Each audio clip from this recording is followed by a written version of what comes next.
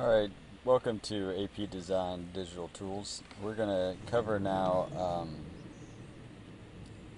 creating certain relationships of divisional curves and through a louver system. So what you first want to do is define basically a couple of curves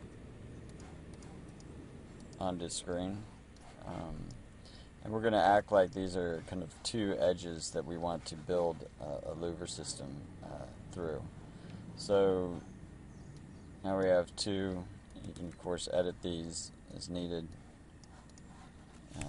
And we're going to start to target that. So what I need you to do is grab a curve component up here under parameters, and we're going to target each one. So target that one, and I'll just copy that one, and we'll target this one. Alright, and we should always be very clear about what we have, so I'm going to just call that top, and I'll call that bottom. Okay. Alright, so now we're going to start to tie the two pieces of information together. So we're going to grab a divide. We're going to divide these curves equally. So say that one's divided by, and the way this works is that it has, that's curve distance. I don't want that one. Let's grab divide curve. Alright, so what it needs in its input is a curve, and then it needs a number of segments, and then that is about kinks. We really usually don't have to worry about the K. So I'm going to plug in this curve in there. You can see it already has divided the curve into a series of points because its default value is 10. I'll go ahead and grab a parameter that I can control, and we'll make that 5, sure. And I'm just going to copy those two things, and we're going to do the same with the bottom curve. Okay, so let's say you divide that by 9. So we have two different pieces. Now to create our louvers between these two edges, we're going to create a series of lines connecting them.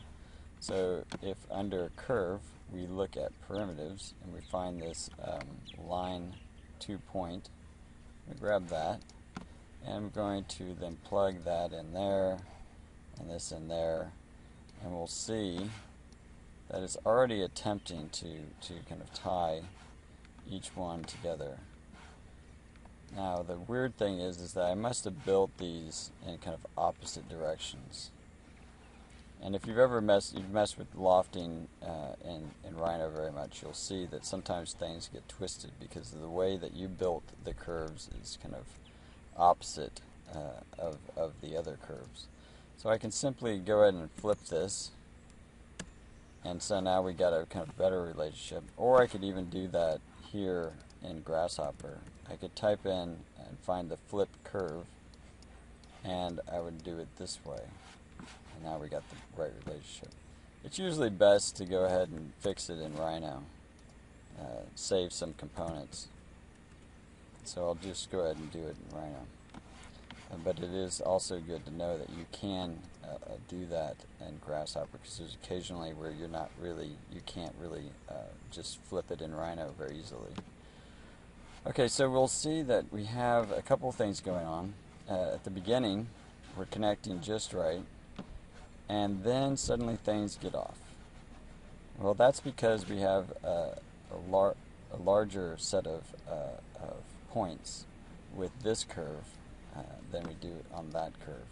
So what it's doing is it's just filling them up. It just gets to the end, and it just uses the end again and again and again until it's done. Alright, so there are other ways of handling this if we don't exactly want that. We would just go up here under sets, and we would find under the list, shortest list.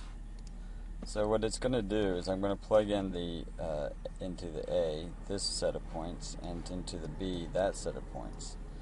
And I'm going to feed it, because I want the B, I'll feed it the B.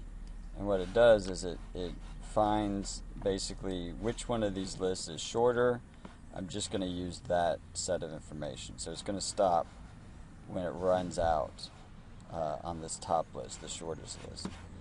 If I feed it the A, it doesn't do anything because it's actually feeding it these points. So in fact, it's trying to draw a line between each one of these. And if I now go and grab the longest list, we'll see basically what we had before. So we'll just plug in again the B, and we'll see that it actually is still continuing with the longest list. It's just going to repeat. Alright, so that's a long way of explaining that all I want to do is always use the same number. So instead of like just having these be 6, both of them 6, why don't I just use that one and get rid of that one? So this is always changing. And it's always going to work out. So perfect. Let's do that. And now we'll just simply, let me go into perspective mode. And we'll just create our louvers, give it some materiality. We're going to pipe these and give it a radius. See that. And now we have some substance to the louver system. There you go.